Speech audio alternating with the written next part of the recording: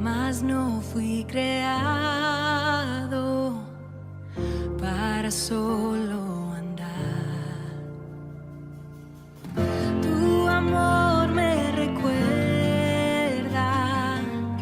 que en ti puedo confiar. Oigo tu voz, me rindo a tus pies, te necesito.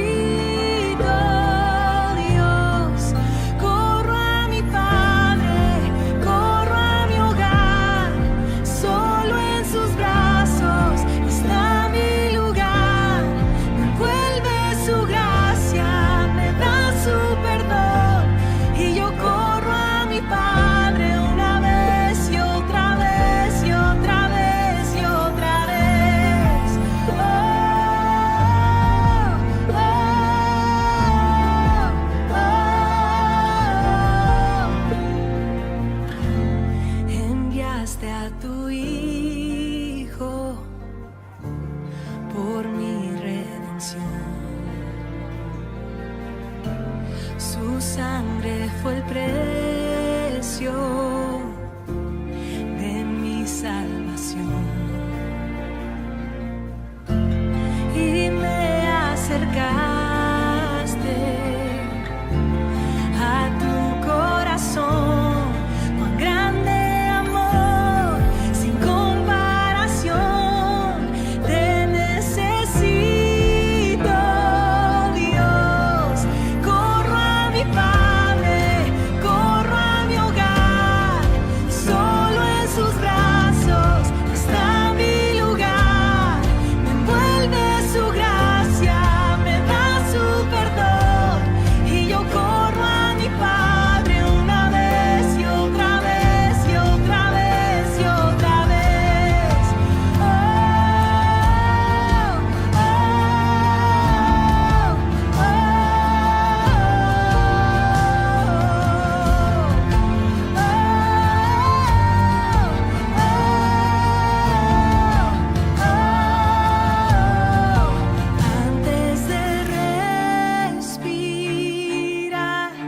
Soplaste vida en mí por tu perfecto plan.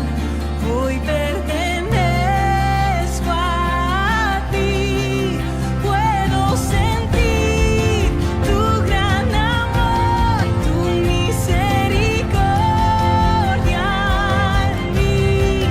Vengo ante ti tal como soy, te necesito, Dios. Corro a mi Padre, corro a mi hogar, solo en sus brazos está mi lugar. Me envuelve su gracia, me da su perdón, y yo corro a mi Padre una vez y otra vez. Corro a mi Padre, corro a mi hogar, solo en sus brazos está mi lugar. Me envuelve su gracia, me da su perdón, y yo corro a mi Padre una vez y otra vez y otra vez y otra vez.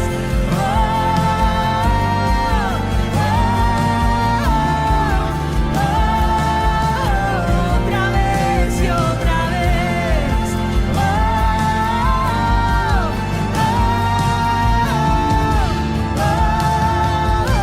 Otra vez y otra vez.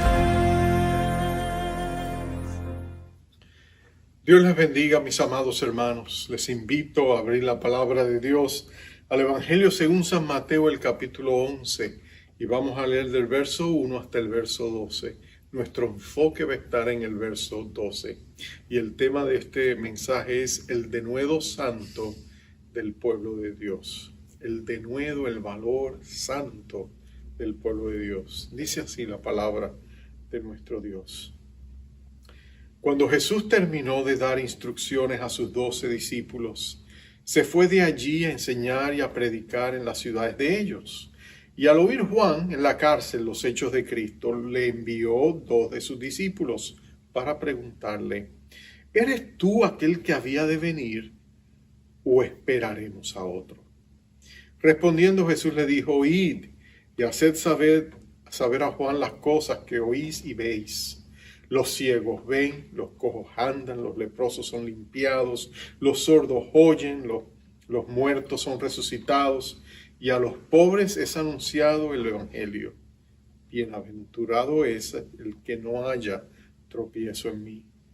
Mientras ellos se iban, comenzó Jesús a decir de Juan a la gente, ¿qué salisteis a ver al desierto? ¿Una caña sacudida por el viento? ¿O qué salisteis a ver? ¿A un hombre cubierto de vestiduras delicadas? He aquí los que llevan vestiduras delicadas en la casa de los reyes están. ¿Pero qué salisteis a ver? ¿A un profeta? Sí, os digo, y más que un profeta, porque este es de quien está escrito, he aquí yo envío a mi mensajero delante de tu faz, el cual preparará tu camino delante de ti.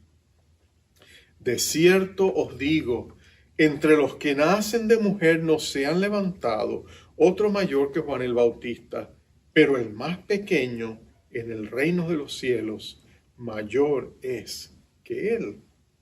Desde los días de Juan el Bautista hasta ahora, el reino de los cielos sufre violencia y los violentos lo arrebatan. Dios bendiga su palabra. Amados hermanos, vamos a orar. Oh Padre amado, estamos viviendo en tiempos que demandan y requieren valentía. Son tiempos de violencia espiritual.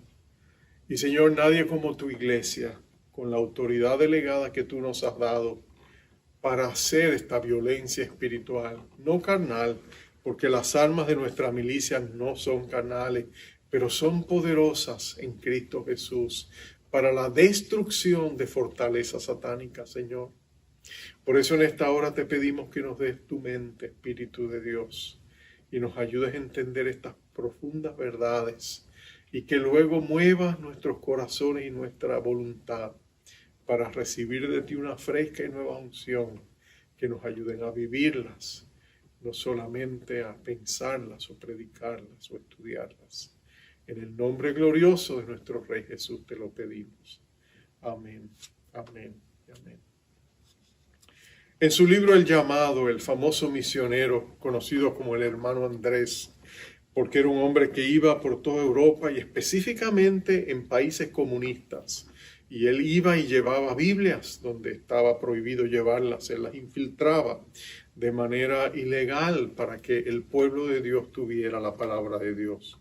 Y había un país muy numeroso al cual ellos querían llevar más de 1 millón de Biblias.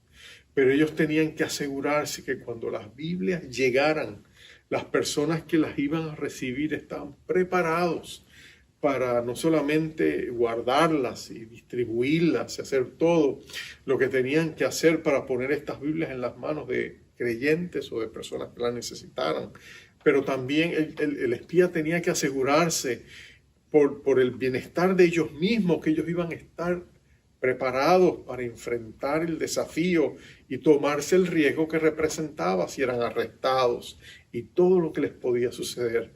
Así que el hermano Andrés le dijo a este espía que iba allá, le dio una serie de 5 preguntas para que él se asegurara de que se podían tomar el riesgo de llevarles y ponerles en las manos de ellos 1 millón de Biblias. Así que este hermano viajó a este país, llegó y se reunió secretamente con ellos y sacó su lista de un papel que tenía, su lista de esas 5 preguntas. Y la primera era, ¿tienen idea del espacio que se va a necesitar para almacenar 1 millón de Biblias?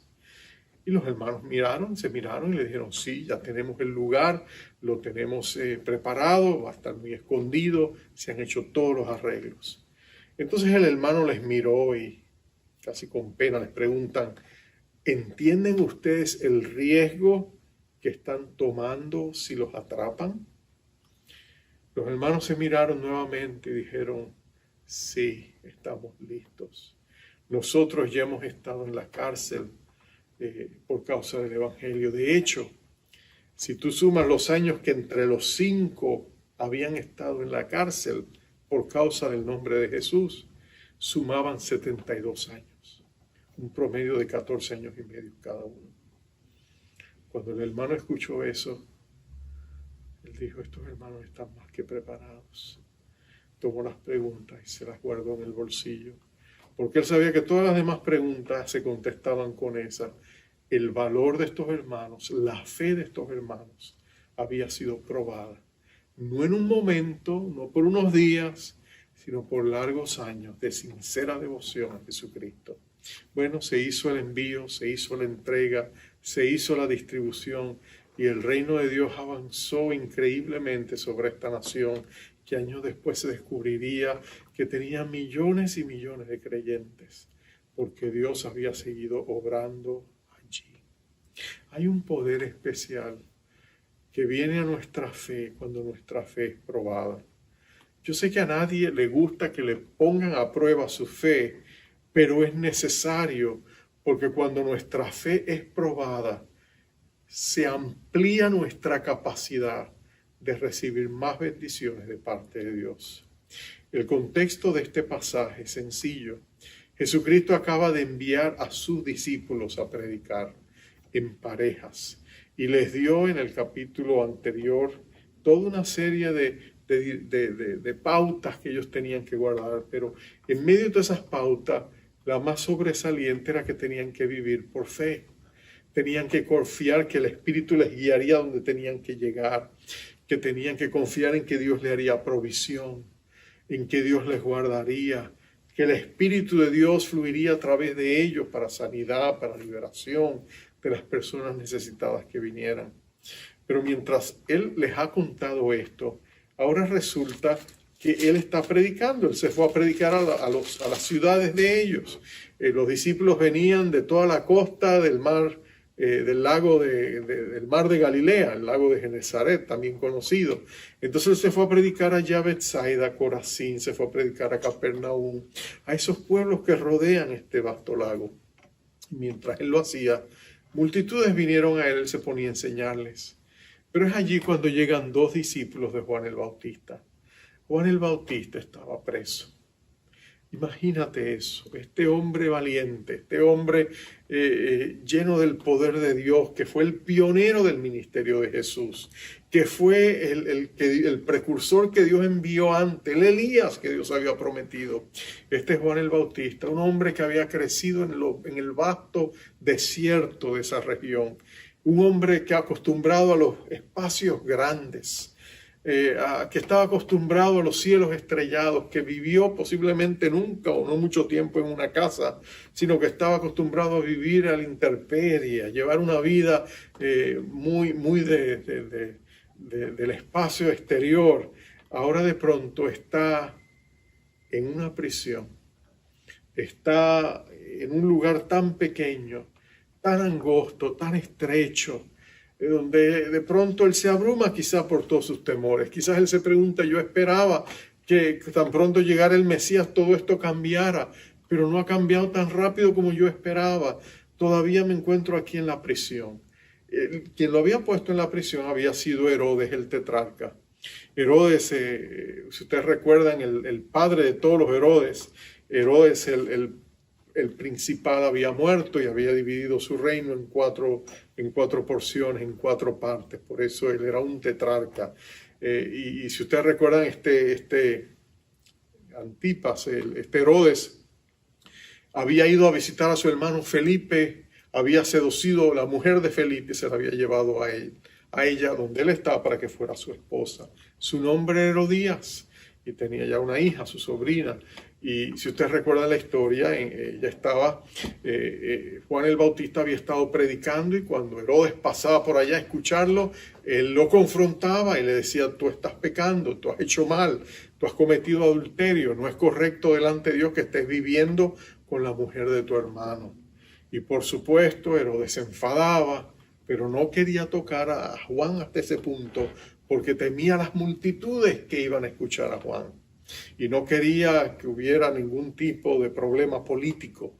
o rebelión política por hacer algo sencillamente porque él se sentía mal. Por otro lado, Herodías, la mujer, estaba planificando cómo deshacerse de Juan el Bautista. Pero ahora Juan está preso. Está en una de estas fortalezas que están cercanas allí a la región y él está allí. Los discípulos van, lo ven, le llevan provisiones, pero Juan está solo, angustiado, solitario. Y de pronto Juan le dice: vayan donde Jesús y pregúntenle: ¿tú estás seguro que tú eres el que yo esperaba o debemos esperar a alguien más? Hay cierta desilusión en cuanto a Jesús. Y es inescapable, producto quizás de lo que está viviendo, angustiado, solitario, deprimido. Pero cuando los discípulos van y le hacen esta pregunta, Jesús le dice: vayan y díganle a Juan, miren lo que Dios está haciendo. Dice: id y haced saber a Juan las cosas que oís y veis. Los ciegos ven, los cojos andan, los muertos son resucitados, y a los pobres es anunciado el evangelio. Y después le dice esa última declaración: y bienaventurado es aquel que no haya tropiezo en mí. Y entonces ellos se van, y mientras ellos se van, Jesús comienza a hablarle a las multitudes y comienza a enaltecer el ministerio de este siervo. Jesús comienza a darle las flores a los vivos. Nota que Jesús empieza a hablar cuando los discípulos se van en camino, se han ido. Pero Jesús empieza a ubicar históricamente el rol precioso y glorioso que Dios había hecho y había puesto para Juan. Y cómo Juan había sido un profeta y había sido el Elías prometido, pero también el más grande de todas las figuras del Antiguo Testamento. Aunque estaba viviendo en el Nuevo Testamento, él estaba conectado a esa tradición de profetas del Antiguo Testamento. Y nota que Jesús dice: de todos ellos él ha sido el más grande de todos. Más grande que David, más grande que Abraham, más grande que Elías. Bueno, Jesús está diciendo eso porque el rol de él era establecer un enlace, no solamente entre los profetas del Antiguo Testamento que él representaba, sino también con el Hijo de Dios y el ministerio que el Hijo de Dios iba a desarrollar. Pero nota esto, ahí Jesús termina con un verso que es donde quiero concentrarme el resto del tiempo. Es el verso 12. Allí el Señor Jesucristo dijo: desde los días de Juan el Bautista hasta ahora, el reino de los cielos sufre violencia y los violentos lo arrebatan. Interesante. La primera verdad, este es uno de los versos que ha sido un poquito polémico porque su construcción en el griego se presta para varias interpretaciones. El hecho de que el primer verso esté en la voz pasiva, el segundo en la voz media, como que crea cierta confusión. Además de que la construcción misma es un poco oscura. Pero si lo miramos en el contexto en que se está dando la interpretación, se puede ver por sí sola. Lo primero que Dios le está diciendo en esa primera parte del verso es que a medida el reino de Dios avanza, primero a través de Juan y luego a través del ministerio de Jesús y luego más tarde a través de la iglesia, desde empezando con los días de Juan, el reino de Dios sufre violencia. En otras palabras, hay una gran oposición en contra del reino de Dios y esa oposición es brutal. Juan está preso, lo van a decapitar, él va a pagar con su vida. En otras palabras, él está expresando el hecho de que el mundo trata de suprimir el avance del reino de Dios. Ellos se paran a contender contra el reino de Dios. Si tú amas a Jesucristo y estás tratando de vivir la vida para el Señor, tú vas a encontrar oposición. Si estás tratando de tener una familia íntegra, una familia amorosa, una familia, el enemigo va a venir contra ti. Si entre tú y tu esposa están tratando de llevar un buen matrimonio que agrada a Dios, tú puedes dar por sentado de que el enemigo va a venir contra ustedes. El enemigo va a venir a ustedes con violencia. Estamos hablando de violencia espiritual que a veces se traduce en violencia física. Si tú miras lo que está pasando en este contexto Tú sabes que había un establecimiento religioso, un status quo religioso que se había venido contra Juan el Bautista y contra Jesucristo. Todo las sectas judías de ese tiempo, tanto los saduceos como los fariseos, como todos los escribas, los abogados de la ley, habían visto en Jesucristo un gran enemigo y en Juan también. Y ellos habían tratado de minar, socavar el ministerio de ambos. De hecho, sabemos que ellos prohíben hasta la gente que vayan a verles. Critican a Jesús delante de ellos, excomunicaban gente de las sinagogas, los expulsaban de las sinagogas. En otras maneras, todo el enemigo trataba de venirse contra el reino de Dios. Cuando tú ves aún la historia de la iglesia, tú te das cuenta de que el mundo, el enemigo, ha tratado de destruir la iglesia del Señor. Hay un libro que leí hace unos años atrás, es por William Bennett, quien fue el secretario de Educación de Estados Unidos, pero un cristiano practicante. Él escribió después de su retiro, él escribió un libro que se llamaba Probados por el Fuego, donde él mostraba la historia de la iglesia por los siguientes 1000 años después de Jesús y cómo la iglesia había sido perseguida.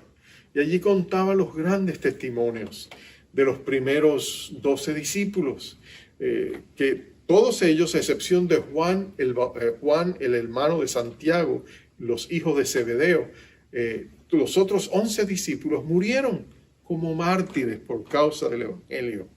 De hecho, si tú recuerdas, Santiago, el hermano de Juan, fue el primero de los apóstoles que murió violentamente cuando lo decapitaron Herodes.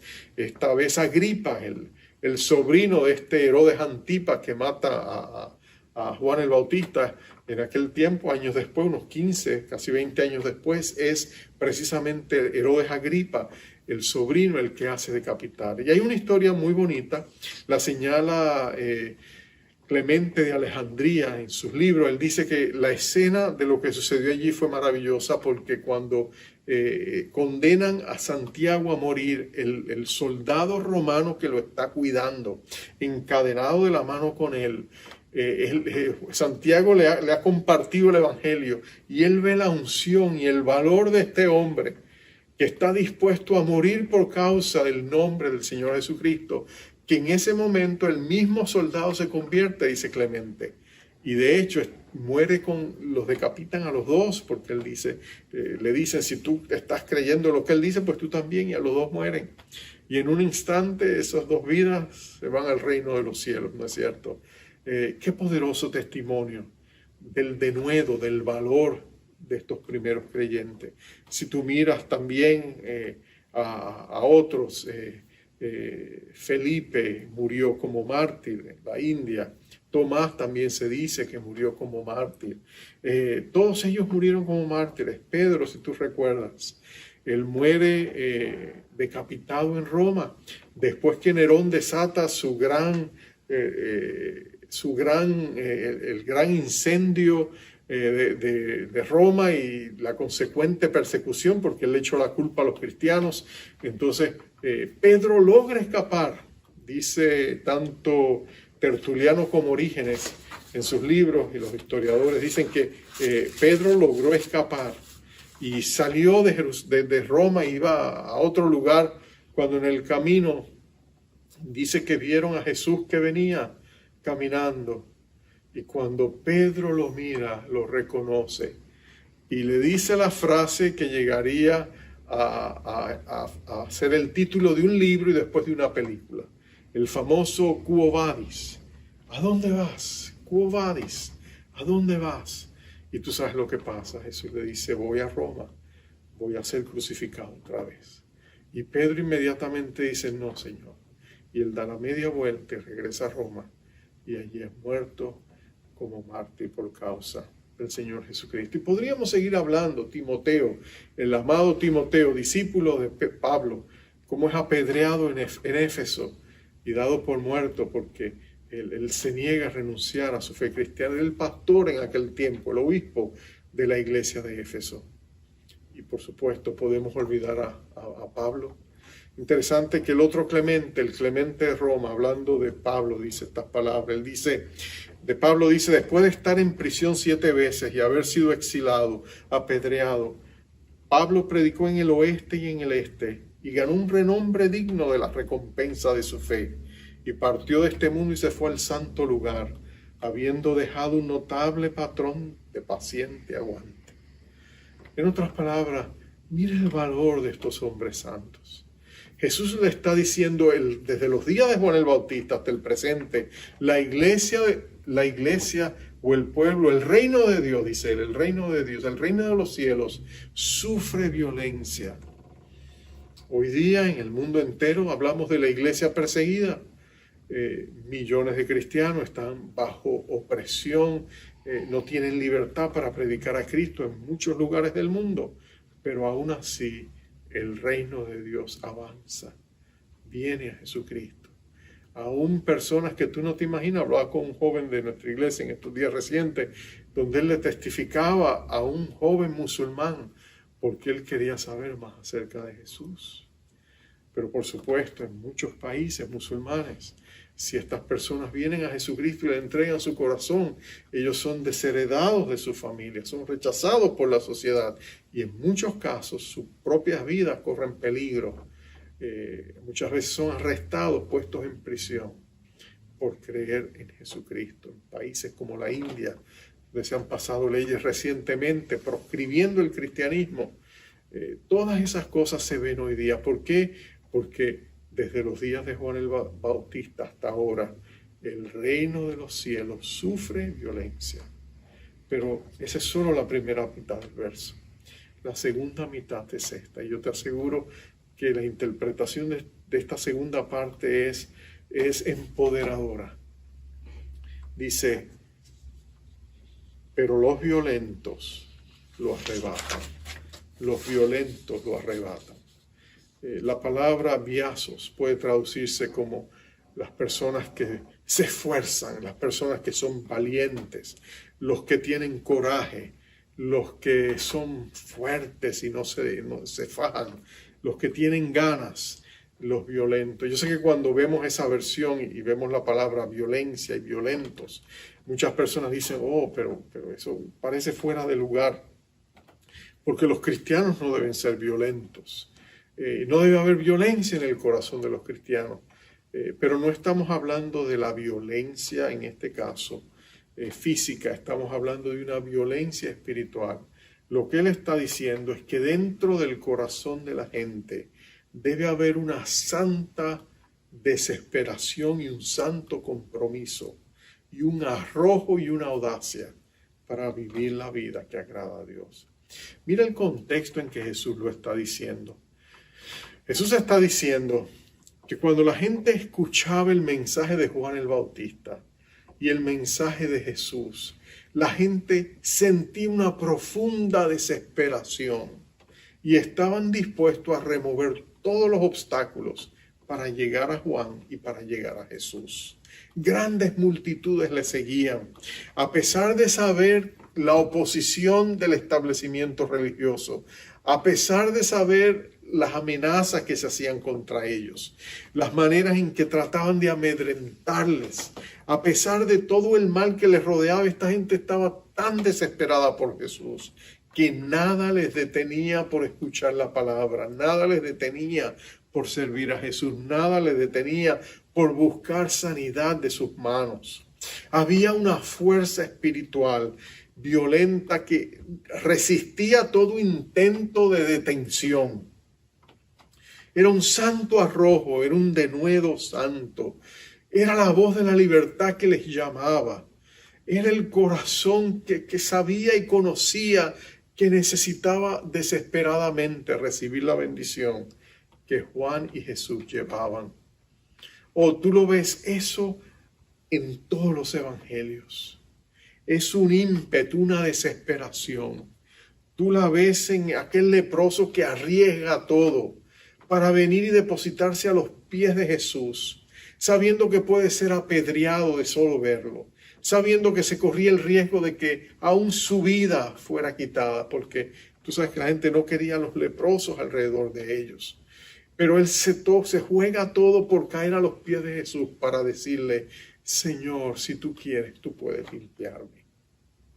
Es la fe indetenible de aquellos 4 amigos que están dispuestos a pelearse con Pedro si es necesario. Le tumban el techo de la casa para bajar con cuerdas a su amigo paralítico y ponérselo a la vista de Jesús, sabiendo y creyendo que si Jesús quiere, Jesús lo puede sanar.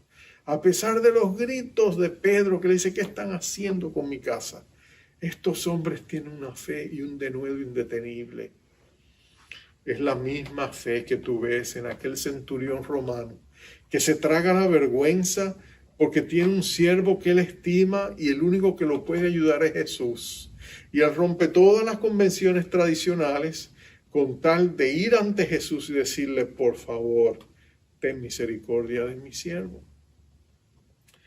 Es el principal de la sinagoga Jairo, de aquella misma sinagoga de donde ya habían expulsado a Jesús, que cuando su hija se está muriendo, él pone a un lado todos los prejuicios y el que dirán, y corre a Jesús y le dice a Jesús: mi hija está muriendo, pero si tú vienes, tú la puedes sanar, tú la puedes salvar. Es esa santa desesperación que se prende en el corazón de una persona con un anhelo insaciable, indetenible de buscar a Dios y de recibir de Él bendición. Es aquella, la vemos en aquella mujer que tenía el flujo de sangre. ¿Te acuerdas cuando ella, desesperada en medio de la multitud, también una mujer marcada que tiene que guardar silencio, una mujer que había gastado toda su riqueza en los médicos sin encontrar solución permanente a su problema, pero que tiene la convicción de que si ella toca el borde del manto de Jesús será sana? Y ella se mete apretujada en una multitud y logra tocar el manto de Jesús y recibir el toque sanador. Es Pedro, culpable y avergonzado, arrastrando aquella pesada red en las aguas del mar de Galilea, porque se ha tirado al mar cuando alguien ha dicho: mira, Jesús, el resucitado Jesús está en la orilla. Y Pedro se ha lanzado, se ha empapado y ahora él mismo ala toda esa red de pescados grandes, 153 pesados grandes. Y Pedro la arrastra camino a Jesús para ponerla prácticamente a sus pies, con tal de que a pesar de sus fracasos, él tiene esa hambre y esa sed de que Jesucristo vuelva a mirarlos con ojos de amor. Oh amado, tú lo puedes encontrar a través de las páginas del Nuevo Testamento. Es una hambre que desespera, que duele. Es una hambre que anhela un encuentro con Dios. Eso era lo que motivaba a toda esa gente. El amor desesperado de encontrar lo que solo Jesucristo puede ofrecer. Hemos pasado en esta pandemia días aciagos, ¿no es cierto? Días difíciles, días de ansiedad, de temores.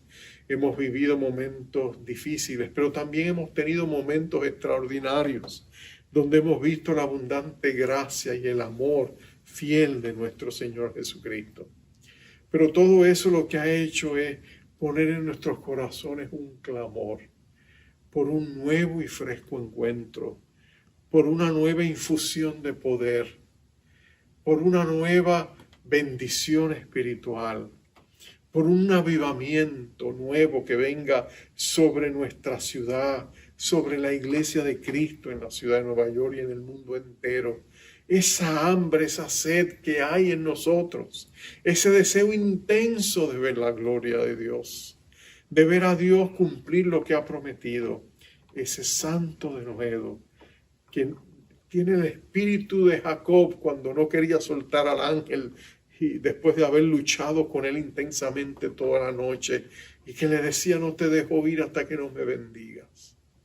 Es ese deseo, esa desesperación, ese ímpetu que no puede ser detenido, lo que Jesús está hablando aquí. Jesús está diciendo: oh, bienaventurados los pobres en espíritu, los que reconocen que no tienen nada, que no merecen nada, pero que necesitan todo lo que necesitan, todo lo que desean lo encuentran en Dios y están dispuestos a venir y nadie los puede parar. Nadie los puede detener porque hay una firmeza de propósito que no conoce el temor. Es como una persona sedienta que ve el agua y no hay quien le detenga, la necesita. Es como una madre que le quieren quitar a un hijo y se lo quieren robar y ella viene a pelear con lo que tiene, pero a mi niño no me lo tocan. Es esa santa desesperación lo que tú y yo necesitamos. Porque nota lo que dice, cuando tú lo tienes, tú arrebatas el reino de los cielos.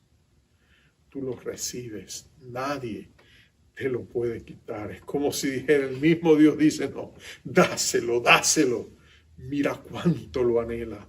Y el Dios que se goza en darnos su reino, el Dios que nos enseñó a orarlo, venga sobre nosotros tu reino, hágase tu voluntad en la tierra como se hace en el cielo. El mismo Jesús que nos enseñó a desear el reino, a aspirar el reino, a anhelar el reino, a desesperadamente buscar el reino y su justicia sobre todas las demás cosas. Es el mismo Dios que dice, con gusto te lo daré, con gusto te lo entregaré, porque me lo has pedido. Yo te pregunto, ¿quieres tú ese amor? ¿Quieres tú esa desesperación? ¿Anhelas tú tener ese deseo? Porque el arma mortal del enemigo es la pasividad, el conformismo. Porque lo que el diablo quiere más que ninguna cosa es, en cierta medida, anestesiarte, neutralizarte, para que tú no tengas este deseo. Pero, amado hijo o hija de Dios, si tú lo sientes, si tú lo anhelas, si tú lo quieres tener, basta con que se lo pidas y le digas al Señor, Señor, dame hambre y sed de ti. Y Dios saciará tu deseo. Cuando tú permites que ese deseo crezca y crezca en ti, es increíble lo que Dios puede hacer. Vamos a orar.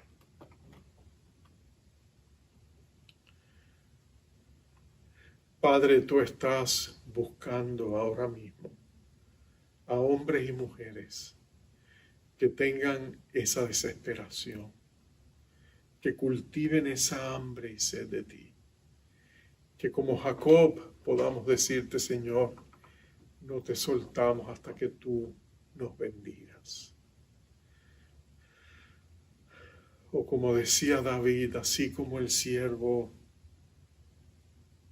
anhela, tiene hambre, brama por esas corrientes de agua de vida, así quiero yo también tener hambre y sed de ti, del Dios vivo, Señor. Oh Padre, pon en nosotros esa sed, pon en nosotros esa hambre, inicia en nosotros ese clamor, porque solamente cuando tú lo sacies veremos ese avivamiento que tanto pedimos y oramos. Solamente cuando nuestro clamor llegue hasta ti, entonces tú te glorificarás y tú brillarás y tú proclamarás tu misericordia y tu gracia sobre nuestras vidas. Y tú desatarás sobre nosotros esa gran conmoción espiritual que cambiará nuestra iglesia, cambiará nuestra ciudad, cambiará nuestra nación, cambiará el mundo entero. Oh Dios, desata esa bendición. Pon en nosotros esa sed y luego sáciala para bendición nuestra y bendición del mundo que nos rodea. Gracias, Padre, porque tú pones sed con la intención de saciarla. Tú no eres cruel, tú no eres sadista. Tú lo que anhelas es que te deseemos con pasión, para que con ese mismo deseo y hambre te busquemos y clamemos y oremos, y tú te dejarás encontrar. Y tú vas a satisfacer todo anhelo y deseo que has puesto en nuestros corazones. Y exaltarás el nombre glorioso de nuestro Rey Jesucristo, y tu iglesia será bendecida. Oh Padre bueno, gracias por escucharlo. Recibimos de ti lo que te estamos pidiendo.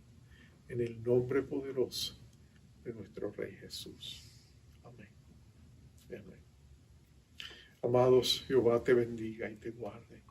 Jehová haga resplandecer su rostro sobre ti y tenga de ti misericordia. Jehová alce sobre ti su rostro y ponga en ti paz. Dios te bendiga.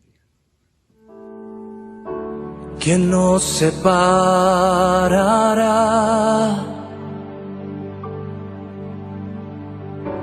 ¿Quién nos separará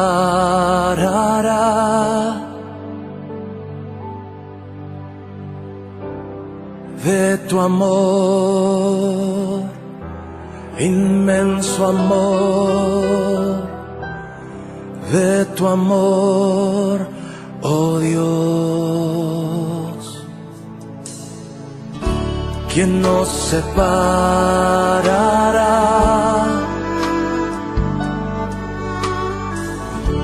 ¿Quién nos separará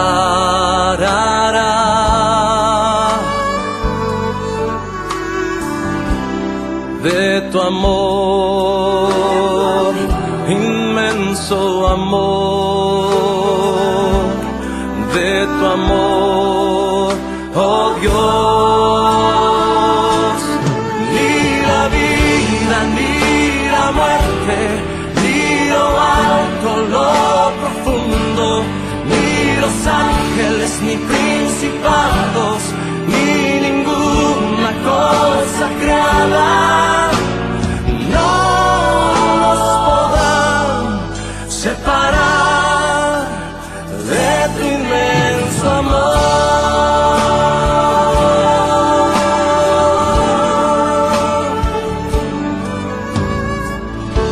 ¿Quién nos separará? ¿Quién nos separará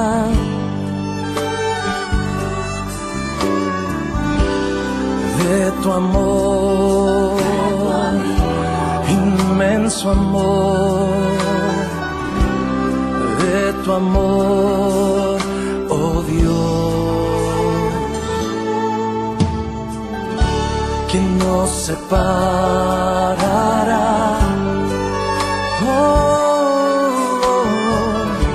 ¿Quién nos separará, Jesús, de tu amor, inmenso amor, de tu amor?